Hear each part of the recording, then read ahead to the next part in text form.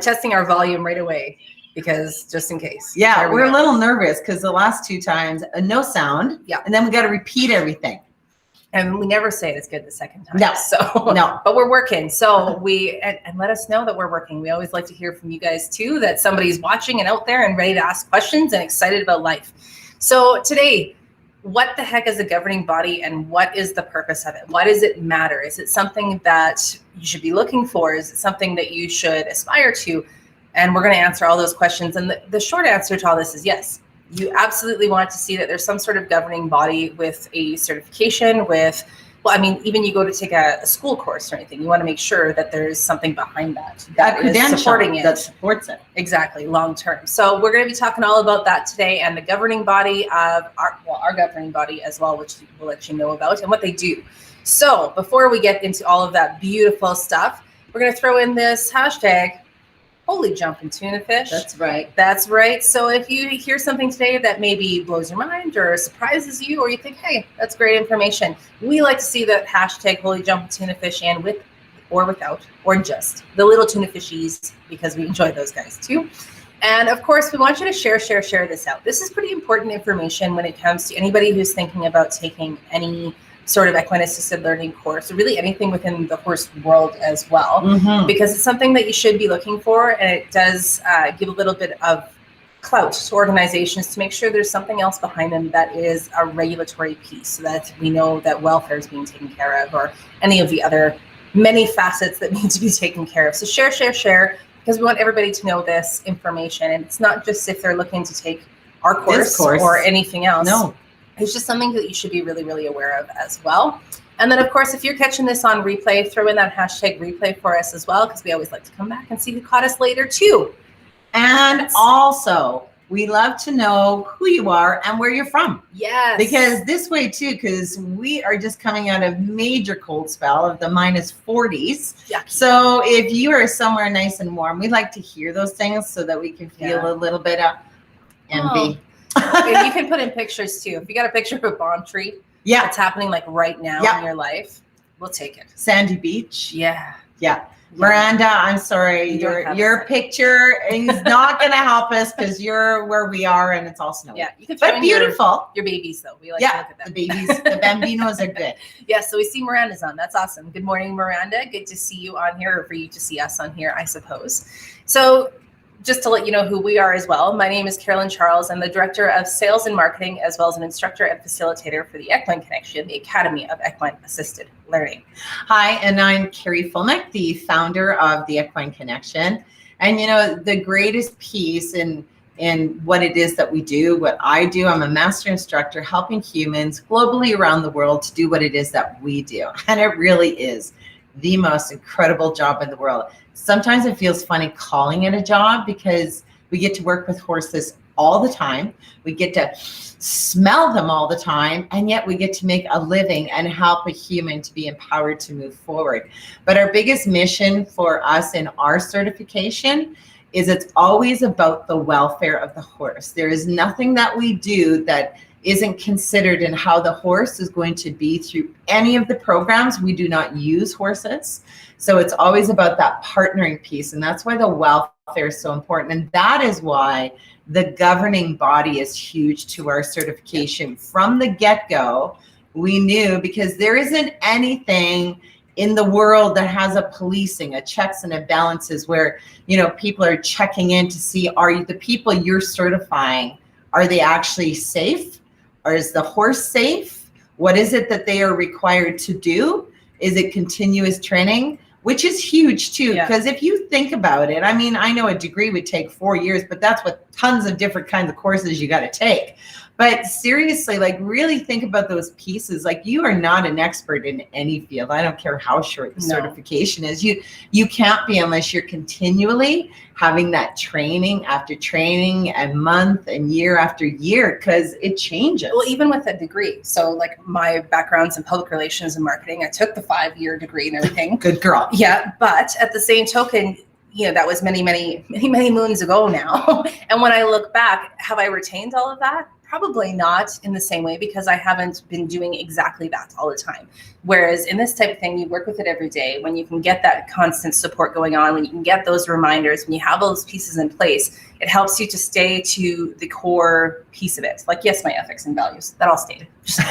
Just to put it out there. But it is really good to have that support piece. That's the longevity piece of always holding those pieces together. I love, we got Rod. That's funny. No palm trees for Rod either. He's in Ottawa. Hopefully, I think Ottawa is, are you guys starting to open up a little bit? You can be free and cold. We love Ottawa. So Just love saying, Ottawa. anyone who from around the world, which I know we can't travel, but Ottawa is one of the most gorgeous cities that we have visited. One of our favorite places to Yeah. go, for sure. And then we've got Michelle on here. Good morning, Michelle. Charlene, sunny and mild here in Halifax. Oh, that's nice. Halifax is Yeah, nice and we love too. Halifax. Actually, Yeah. that's another one that's big on our list. And Jennifer, yeah, yours sucks like ours. So mine is 27 doing chores. Oh, I put up a picture the other day that was like other girls in the winter time, and this chick looked all Pretty pretty and- and classy, and then horse girls in the winter time, and like you can just see the eyeballs. That's it. Stay Puft Marshmallow Man with eyeballs showing. We even had our eyelashes. Buckets were up frozen to the and horses. Yeah. Yeah.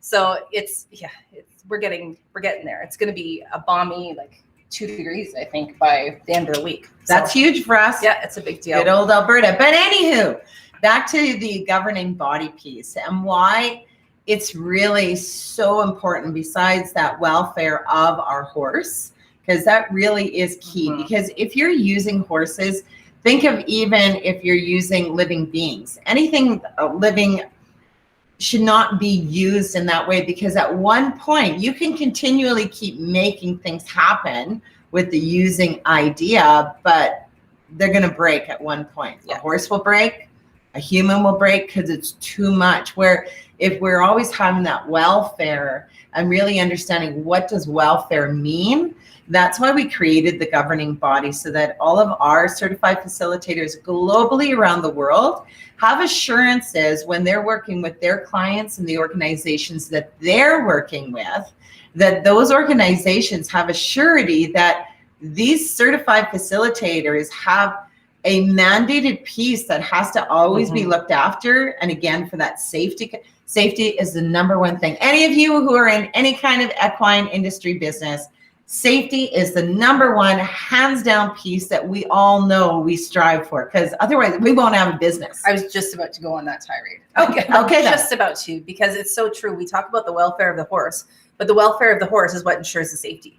Without those two go hand in hand, safety for human, safety for horse. And without those pieces, you don't get insurance. You don't get people coming in. And it actually could really sully the whole equine assisted learning and working with horses across the board, right? One bad accident reflects on every single one of Every us single that's one out of us. there, right? Because people who are potential clients, they don't know the difference between us and another one or anything else like that either.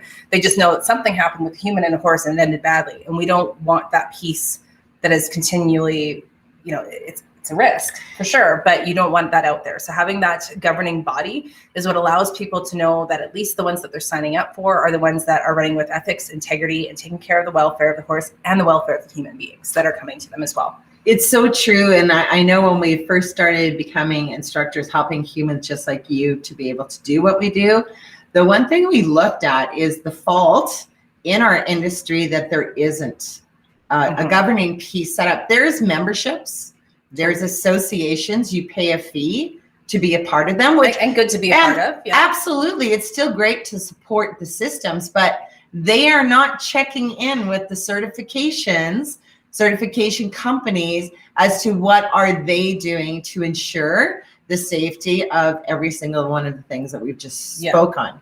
And I know the biggest one we had heard of a certification that it was just crazy. It's one where you literally crawl underneath the horse. It just makes me physically, like I physically recoil. It really, that is scary. First of all, why in the world, what would that give to a human being? First of all, to walk under a horse. Yeah. And again, safety, that is not safety. I don't care how trained your horse is. Why would you make them do that unless it's a trick horse? Now, a trick horse, they've got a different purpose. They're understanding what it is you're doing. And it's the person who's That's what I training was the saying. horse who walks under You the horse. know the stimulus that's coming to the horse, and they have worked together before. Throwing in a wild card when you have just potential, like any clients walking through, you do not know where that person is, and nor do you really, would you ever know? So you're asking a horse to go against their basic It's instinct unfair. to be able to have a human walk underneath them. Like that is Their underbelly, like that's their most vulnerable piece, Uh-huh. and you're making a horse have to, that's not the welfare. That's not beneficial to our horse that we have predators crawling underneath. So again, back to my story. Yeah. This is why another component is that right from the get-go, when we started certifying people, there had to be a governing body to support everything that we actually follow through all of the years that we have been doing it. And I have to tell you, for getting the organizations, because like we work with organizations, even as a business, and we always promoting that, work with organizations that already exist. Like we work with the Calgary Dream Center. We work with Next Step Ministries. We work with Discovery House, like work with Siksika Youth Medicine Lodge. When you're working with organizations that already have the clients, and usually our industry, we are in addictions. Mhm. So we definitely help in that area. So we're just a part of already their planning with their clients. So even with It's a Calgary curriculum, Dream Center, yeah. within their curriculum of how people get past things. And they want to know these things. We have sealed the deal, so to speak. And so I'll have our certified facilitators when we can refer our organizations to this governing body, which is the EAL network, because then it assures them too what it is that our facilitators globally are having to do on a continuum. Like it's not just one time, it's always. Yeah, and it's not that, you know, we can't go and visit every single one, but we are in touch with all of our facilitators. That's the big piece of it too. This, you know, you don't get certified and then just away you go, fly little birdie fly. We're always in touch, and we're keeping those pieces going so that we can add new information, add extra things to it. The reason that, well, another reason that we started this whole thing is because we saw a lot of therapy happening where there wasn't a lot, there wasn't a therapy background, I guess is what There was no degree. Yeah, and without that, you know, you guys who have watched us for a while, you've heard us go on our soapboxes about this piece before, so I won't go into my big tirade. But at the same token, you know, it's ensuring that there is a piece behind it that says exactly what people are getting when they come to our facilitators. So the EAL network is one that we've created. Yep. This is just for our facilitators. We don't bring in facilitators who have taken other things or anything else because we can't ensure that. No, because they weren't trained by us. Yeah, we right? can't report back on that. If somebody called us up and said, oh, this person bought a certificate to be on your EAL network, that wouldn't roll with us because then we can't say anything about them or how they were trained or anything else. We know our facilitators have the specific training that the welfare of the horse is taken care of. They've done their yearly hours. All of these pieces are in place so that we can support them, but we don't have outsiders on that as well because we can't manage it. But yeah, if you even want to check it out, definitely take a gander over there at EAL Network. EALnetwork.com. Yeah, and it's a cool site as well, just because then you can find other facilitators in the area too. So there's maps on there that say where they are in Australia or in Europe or in North America across the board, just so that people can also go on and find these people who have actually taken the certification and are doing the right things with ethics and integrity as well. And I keep going back to this ethics piece, but ethics are huge, and they should be huge. When you go and you sign up for some of the provincial ones or something else like that, yes, they do have an ethics piece in place as well. Absolutely. And I love that about them because there should be ethics involved. But having the ethics in that you are ethical with your horses as much as you are with your people is massive. It's absolutely massive. And maybe not to the clients because they don't always know the difference. No. But to us, that's a huge part. You have to be maintaining your horses. You have to have a safe program for both your horses and your humans for this to work for anybody.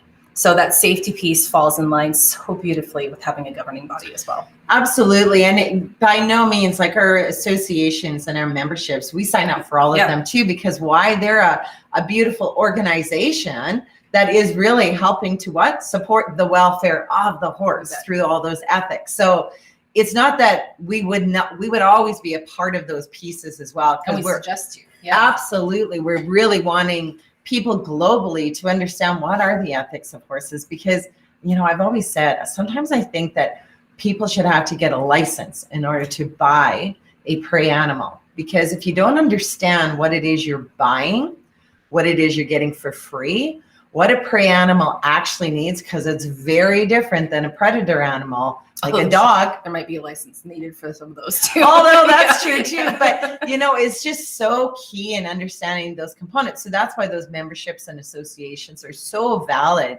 in helping us to get to those places. Yeah. And the University of Guelph, lovely. And they're world renowned as well in their equine programs that they offer globally. So it's really exciting that we can be a part of those pieces. But if you're doing this as a business, you definitely want to make sure whatever certification that you are going with, how do they support the safety and that welfare component, so that when the organizations ask, so what is it that you have to do? What are you required to do? How are my clients going to stay safe?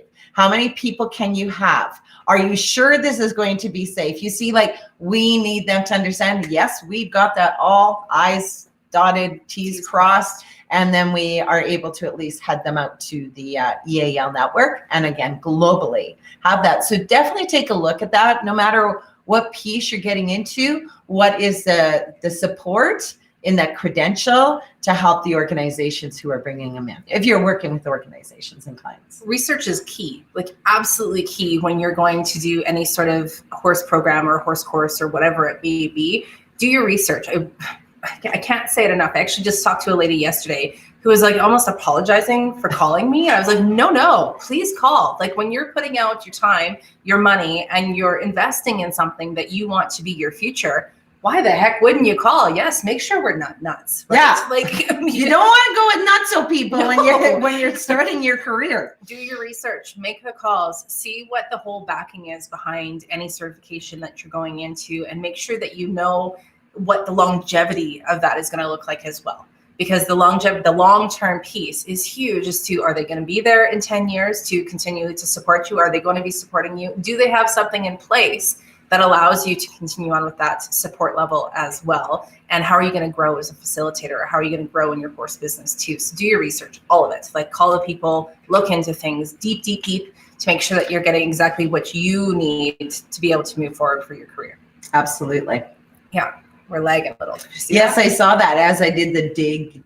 Yeah. I'm trying to make sure. I think we're still good. You guys can let us know too. And any questions you have on this, please do post them in, because we love to talk about it. Oh, we love to talk.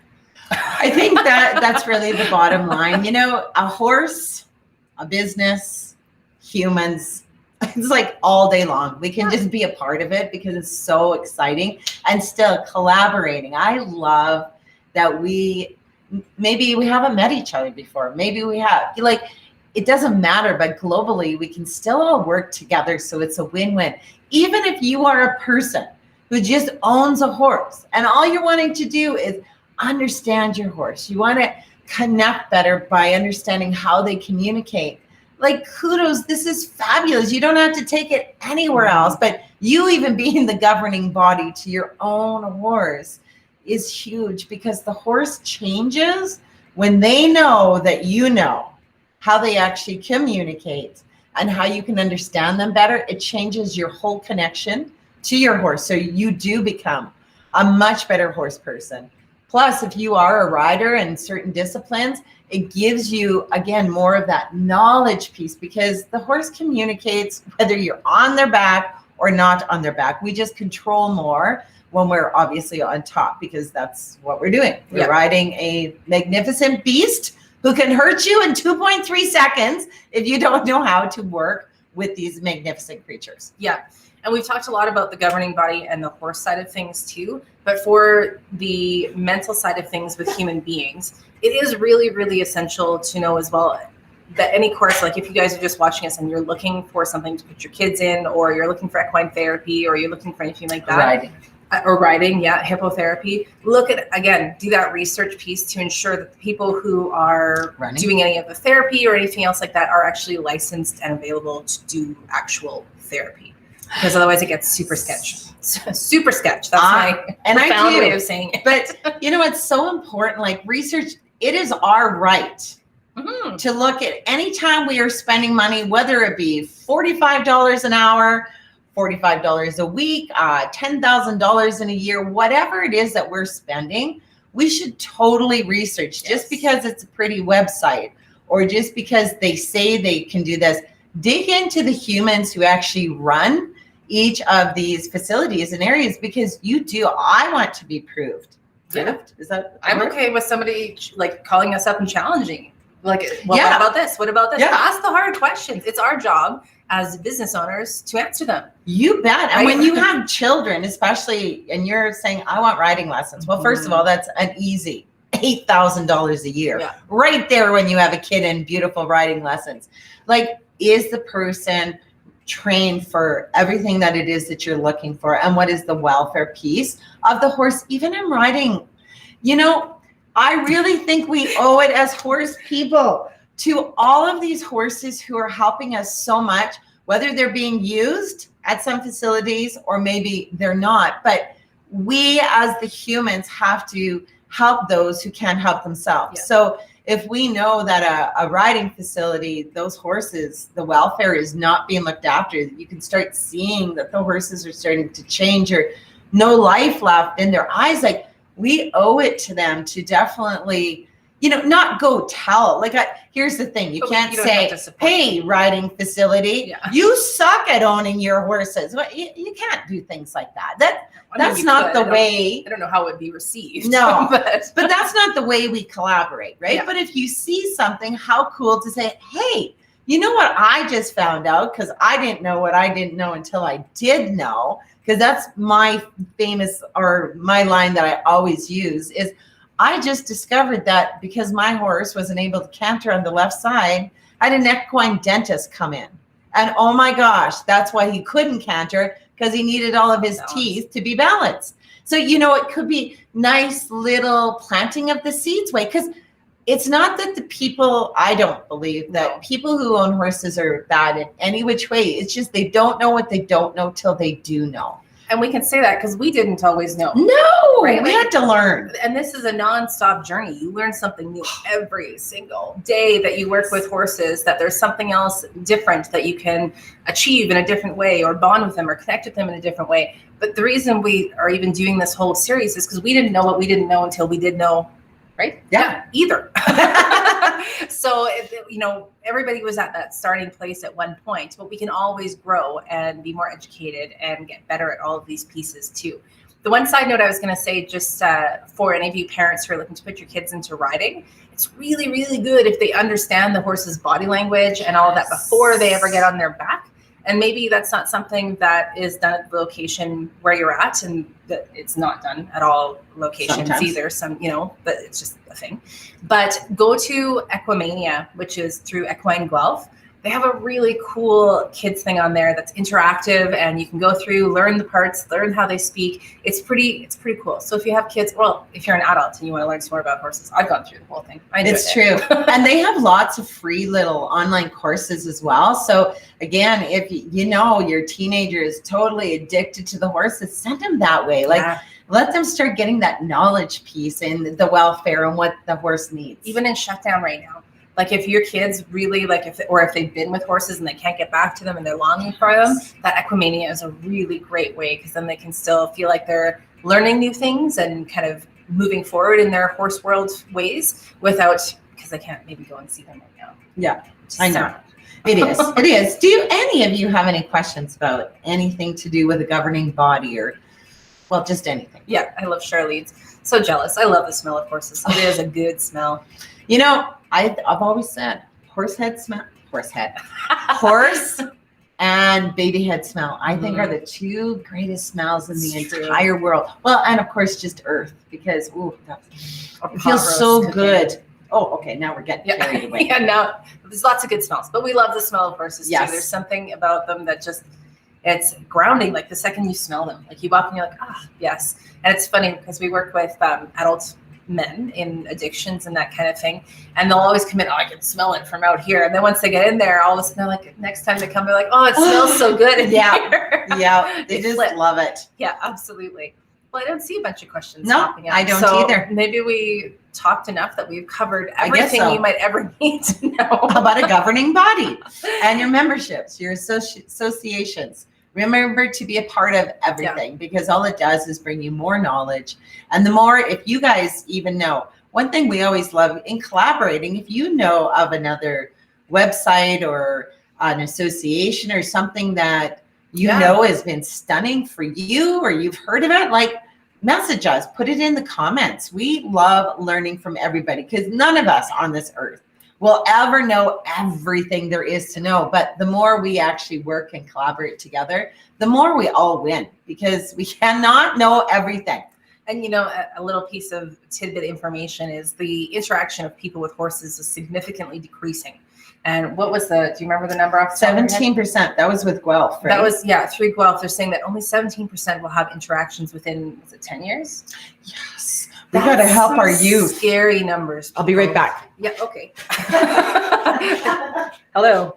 So with those kind of scary numbers, with all of it as well, we want people to interact with horses. We, as horse people, we know the solidness, the amazing piece that it is working with the horse, whether in a course aspect or just hanging out with them.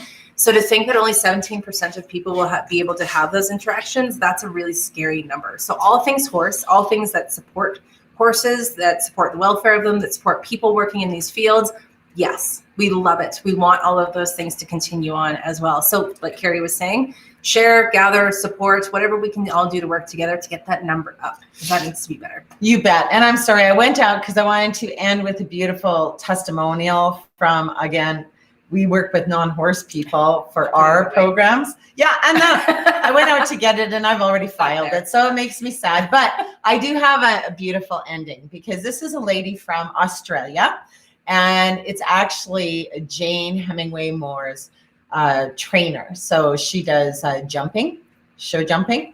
And what Jenny Shepherd always says is, even though horses have the size of a walnut brain, so they do not think like us, they are, however, though, the most feeling of beings. And I'm like, it is so true. Horses, that's why our breathing has to be right. We have to have thought, intention, feel. Everything has to be on check when we're working with these magnificent creatures, because they feel it all.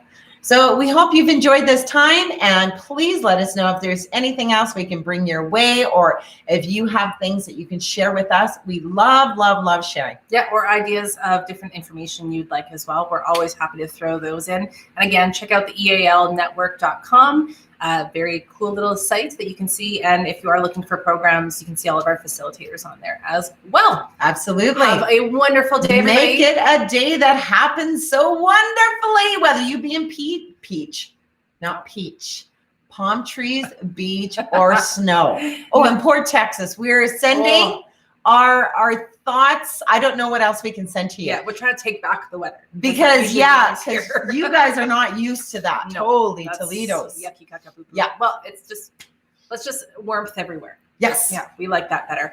Well, there's something else. Oh, next week too, if you guys are tuning in, we're going to be a little bit later, I believe, because we're running a certification. Yes, we are. So, but stay tuned. We'll post it up so you guys can see exactly where we are and what time we'll be on. And we'll be talking about some more conversations then about what you didn't know, because you know what you don't. Oh my goodness. Who am I? Where am I? I don't know. You don't know what you don't know until you do know. That's the one. And then when you do know, these are the times now we have to change and move forward, because now we know the knowledge. Absolutely. Have a